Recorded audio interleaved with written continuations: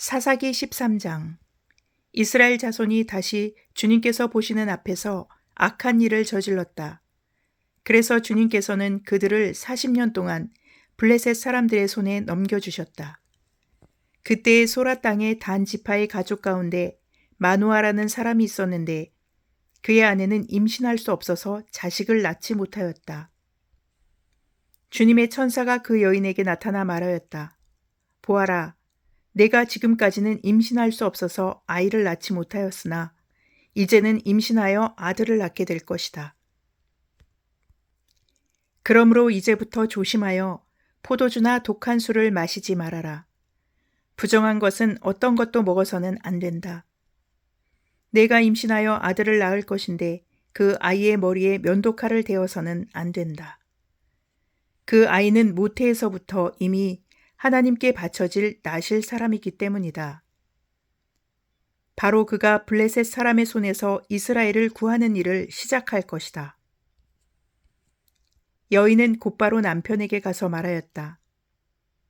하나님의 사람이 나에게 오셨는데 그분의 모습이 하나님의 천사의 모습과 같아서 너무나 두려웠습니다. 그래서 나는 그분이 어디서 오셨는지 감히 묻지도 못하였고 또 그분도 나에게 자기 이름을 일러주지 않았습니다. 그런데 그분이 내게 말하기를 내가 임신하여 아들을 낳을 것이니 이제부터 포도주와 독한 술을 마시지 말고 부정한 것은 어떤 것도 먹어서는 안 된다고 말했습니다. 그 아이는 모태에서부터 죽는 날까지 하나님께 바쳐진 나실 사람으로 살아야 하기 때문이라고 했습니다. 이 말을 듣고 마누아가 주님께 기도드렸다. 주님, 우리에게 보내셨던 하나님의 사람을 우리에게 다시 오게 하셔서 태어날 아이에게 어떻게 하여야 할지를 우리에게 가르치게 하여 주십시오. 주님께서 마누아의 기도를 들어주셔서 주님의 천사가 다시 여인에게 왔다. 그때 그 여인은 밭에 앉아 있었는데 남편 마누아는 아내와 함께 있지 않았다. 그래서 그 여인은 급히 달려가 남편에게 말하였다. 와보세요. 저번에 나에게 오셨던 그분이 지금 나타나셨어요. 마누아는 일어나 곧 아내를 따라가서 그 사람에게 이르렀다.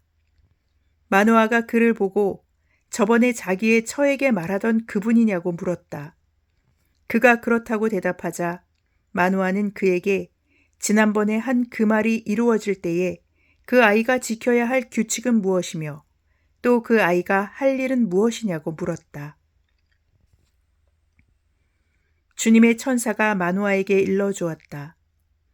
주님의 천사가 마누아의 아내에게 일러준 모든 것을 그 아이가 지켜야 하고 마누아의 아내는 포도나무에서 나는 것은 어떤 것도 먹어서는 안 되고 포도주와 독한 술을 마시지 않아야 하며 부정한 것은 어떤 것도 먹어서는 안 되고 주님의 천사가 마누아의 아내에게 명령한 모든 것을 마누아의 아내가 지켜야 한다고 말해 주었다. 그러자 마누아가 주님의 천사에게 새끼 염소 한 마리를 잡아 대접할 터이니 잠시 기다려달라고 하였다. 그러나 주님의 천사는 마누아에게 기다리라면 기다릴 수는 있으나 음식은 먹지 않겠다고 하면서 마누아가 번제를 준비한다면 그것은 마땅히 주님께 드려야 할 것이라고 말하였다. 마누아는 그가 주님의 천사라는 것을 전혀 알지 못하였다. 그래서 마누아가 또 주님의 천사에게 이름만이라도 알려주면 말한 바가 이루어질 때에 그에게 그 영광을 돌리고 싶다고 하였다. 그러나 주님의 천사는 어찌하여 그렇게 자기의 이름을 묻느냐고 나무라면서 자기의 이름은 비밀이라고 하였다.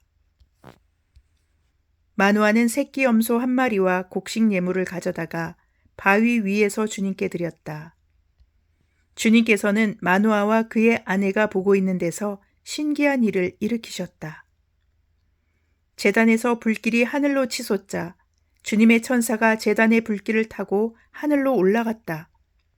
마누아와 그의 아내는 그것을 보고 얼굴을 땅에 대고 엎드렸다.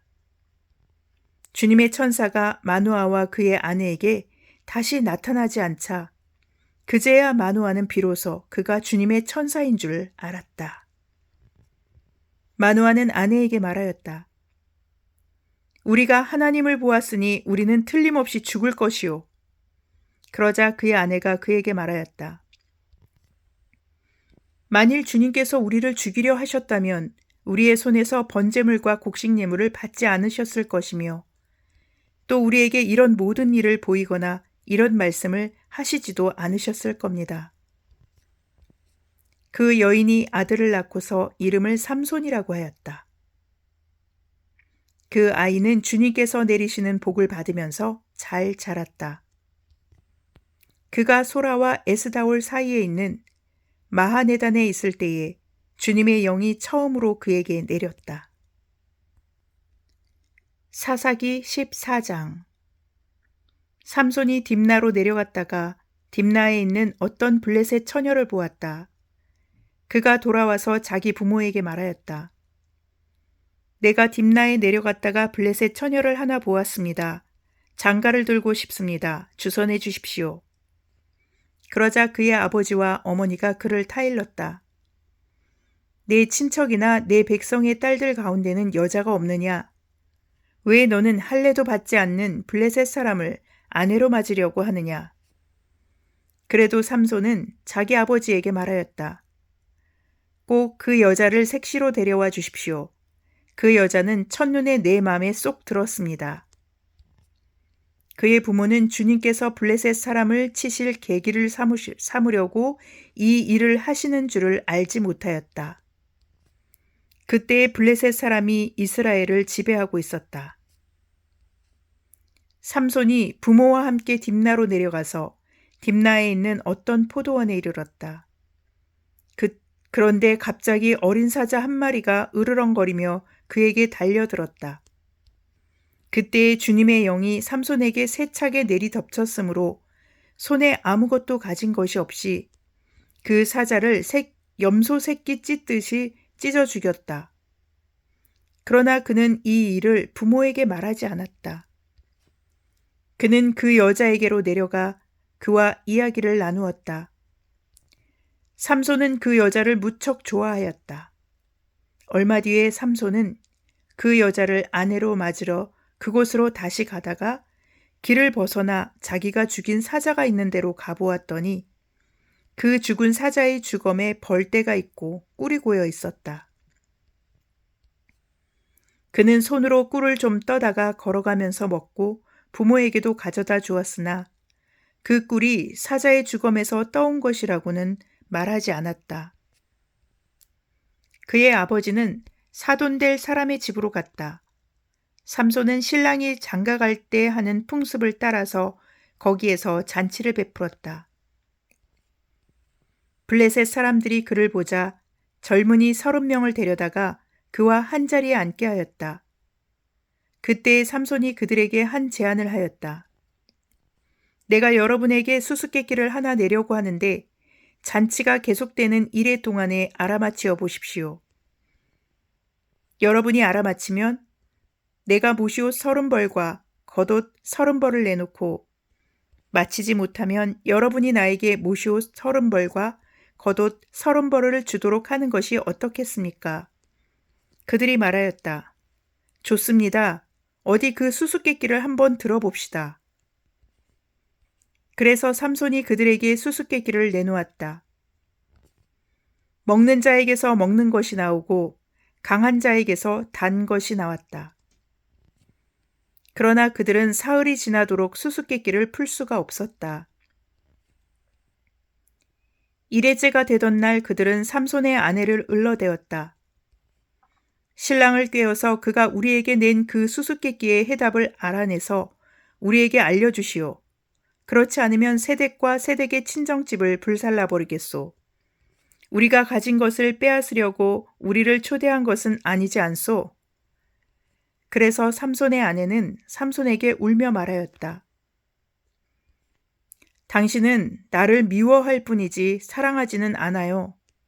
그러니까 당신이 나의 나라 사람들에게 수수께끼를 내놓고도 나에게는 해답을 가르쳐 주지 않았지요. 삼손이 아내에게 말하였다. 이것 봐요. 내 부모에게도 알려드리지 않았는데 당신에게 어떻게 말할 수 있겠소? 그러나 그의 아내는 삼손에게 이래나 계속되는 잔치 기간에 계속 울면서 졸라댔다. 일회째 되던 날 삼손은 드디어 아내에게 수수께끼의 해답을 말해버리고 말았다. 그러자 아내가 그 해답을 자기 동족 사람들에게 알려주었다. 일회째 되던 날 해가 지기 전에 그 성읍 사람들이 삼손에게 말하였다. 무엇이 꿀보다 더 달겠으며 무엇이 사자보다 더 강하겠느냐? 삼손이 그들에게 대답하였다. 나의 암소로 밭을 갈지 않았더라면 이 수수께끼의 해답을 어찌 찾았으랴. 그때 주님의 영이 삼손에게 세차게 내리덮쳤다. 삼손이 아스글론으로 내려가서 그곳 주민 30명을 죽이고 그들에게서 노력한 옷을 가져다가 수수께끼를 푼 사람들에게 주었다. 그리고는 몹시 화가 나서 자기 아버지의 집으로 돌아가 버렸다. 그러자 삼손의 아내는 삼손의 들러리로 왔던 한 친구의 아내가 되었다. 사사기 15장. 이런 일이 있은 지 얼마 뒤에 밀 추술 때가 되었을 때에 삼손은 새끼 염소 한 마리를 가지고 아내를 찾아가서 장인에게 아내의 침실로 들어가게 해달라고 부탁하였으나 장인은 그가 아내 방에 들어가는 것을 허락하지 않았다. 그리고 장인은 다른 제안을 하였다. 나는 자네가 그 애를 몹시 미워한다고 생각하고 자네 친구에게 아내로 주었다네. 사실은 동생이 언니보다 더 예쁘니 부디 그 애를 아내로 삼아주게. 그러자 삼손이 그들에게 이번만은 내가 블레셋 사람들에게 어떤 손해를 끼친다 해도 나를 나무라지 못할 것이요. 하고 말하면서 나가서 여우 300마리를 잡아 꼬리에 꼬리를 서로 비끄러매고는 그 두 꼬리 사이에 가지고 간 회를 하나씩 매달았다. 그는 그 회에 불을 붙여 블레셋 사람의 곡식밭으로 여우를 내몰아서 이미 베어 쌓아놓은 곡식가리에 불을 놓았다. 불은 곡식가리뿐 아니라 아직 배지 않은 곡식과 포도원과 올리브 농원까지 다 태워버렸다. 블레셋 사람들은 누가 그렇게 하였는지 알아보았다. 마침내 사람들은 딥낫 사람 곧 삼손의 장인이 삼손의 아내를 빼앗아 들러리 섰던 친구에게 아내로 주었기 때문에 삼손이 저지른 일임을 알게 되었다. 블레셋 사람들이 딥나로 올라가서 그 여자와 그 아버지를 불에 태워 죽였다. 그러자 삼손이 그들에게 말하였다. 너희가 이렇게 하였으니 내가 너희에게 원수를 갚기 전에는 가만히 있지 않겠다. 그는 블레셋 사람들을 닥치는 대로 마구 무찌르고 내려가서 에담 바위 동굴에서 쉬고 있었다. 블레셋 사람들이 쳐올라와서 유다 땅에 진을 치고는 레히 지방을 짓밟았다. 유다 사람들이 그들에게 말하였다. 당신들은 무엇 때문에 우리를 치러 올라왔소? 그들이 대답하였다. 삼손을 잡으러 왔소. 삼손이 우리에게 한 대로 우리도 그에게 갚아주겠소. 그래서 유다 사람 3,000명이 에담 바위 동굴에 내려가서 삼손에게 말하였다. 블레셋 사람들이 우리를 지배하고 있다는 것을 당신은 잘 알지 않소. 그런데 당신이 어찌하여 우리에게 이런 일이 미치게 하오? 삼손이 그들에게 대답하였다. 그들이 나에게 한 대로 나도 그들에게 갚아주었을 뿐이오. 그러자 그들이 삼손에게 말하였다. 우리는 당신을 묶어 블레셋 사람들에게 넘겨주려고 왔소. 삼손이 그들에게 말하였다. 그렇다면 나를 죽이지 않겠다고 맹세하시오. 그들은 삼손에게 다짐하였다. 결코 죽이지 않겠소. 우리는 당신을 묶어서 그들에게 넘겨만 주겠소. 결코 우리가 당신을 죽이지는 않겠소. 그리고 그들은 새 밧줄 2개로 그를 묶어서 바위 동굴에서 데리고 나왔다. 삼손이 레히에 이르자 블레셋 사람들이 마주 나오며 그에게 소리를 질렀다. 그때에 주님의 영이 그에게 세차게 내리니 그의 팔을 동여매었던 밧줄이 불에 탄 삼오라기 같이 되어서 팔에서 맥없이 끊어져 나갔다. 마침 삼손은 싱싱한 당나귀 턱뼈 하나가 있는 것을 보고 그것을 손에 집어들고 블레셋 사람을 1000명이나 쳐 죽이고 나서 이렇게 외쳤다. 나귀 턱뼈 하나로 주검을 무더기로 쌓았다. 나귀 턱뼈 하나로 1000명이나 쳐 죽였다. 이렇게 외치고 나서 삼손은 손에 든 턱뼈를 내던지고 그곳 이름을 라맛 레히라고 불렀다. 삼손은 목이 너무 말라서 주님께 부르짖었다. 주님께서 친히 이 크나큰 승리를 주님의 종의 손에 허락하셨습니다. 그런데 이제 제가 목이 타서 저 할례받지 못한 자들의 손에 붙잡혀 죽어야 하겠습니까? 하나님이 레히에 있는 한 우묵한 곳을 터지게 하시니 거기에서 물이 솟아나왔다. 삼손이 그 물을 마시자 제정신이 들어 기운을 차렸다. 그래서 그 샘 이름을 엔학고레라고 하였는데 오늘날까지도 레히에 있다. 삼손은 블레셋 사람들이 다스리던 시대에 20년 동안 이스라엘의 사사로 있었다. 시편 88편. 주님, 나를 구원하신 하나님, 낮이나 밤이나 내가 주님 앞에 부르짖습니다. 내 기도가 주님께 이르게 하시고 내 울부짖음에 귀를 기울여 주십시오. 아, 나는 고난에 휩싸이고 내 목숨은 스올의 문턱에 다다랐습니다.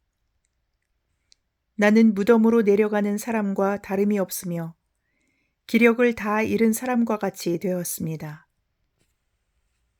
이 몸은 또한 죽은 자들 가운데 버림을 받아서 무덤에 누워있는 살해된 자와 같습니다.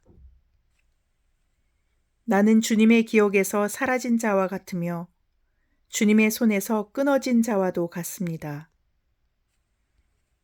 주님께서는 나를 구덩이의 밑바닥, 칠흑같이 어두운 곳에 던져버리셨습니다. 주님은 주님의 진노로 나를 짓눌렀으며 주님의 파도로 나를 압도하셨습니다. 셀라. 주님께서는 나의 가까운 친구들마저 내게서 멀리 떠나가게 하시고 나를 그들 보기에 역겨운 것이 되게 하시니 나는 갇혀서 빠져나갈 수 없는 몸이 되었습니다. 고통으로 나는 눈마저 흐려졌습니다. 주님, 내가 온종일 주님께 부르짖으며 주님을 바라보면서 두 손을 들고 기도하였습니다. 주님은 죽은 사람에게 기적을 베푸시렵니까? 혼백이 일어나서 주님을 찬양하겠습니까? 셀라. 무덤에서 주님의 사랑을, 죽은 자의 세계에서 주님의 성실하심을 이야기할 수 있겠습니까? 흑암 속에서 주님의 기적을, 망각의 땅에서 주님의 정의를 경험할 수 있겠습니까? 주님, 내가 주님께 부르짖고 첫 새벽에 주님께 기도드립니다. 주님, 어찌하여 주님은 나를 버리시고 주님의 얼굴을 감추십니까? 나는 어려서부터 고통을 겪었고 지금까지 죽음의 문턱에서 살아온 몸이기에 주님께로부터 오는 그 형벌이 무서워서 내 기력이 다 쇠잔해지고 말았습니다. 주님의 진노가 나를 삼켰으며 주님의 무서운 공격이 나를 파멸시켰습니다.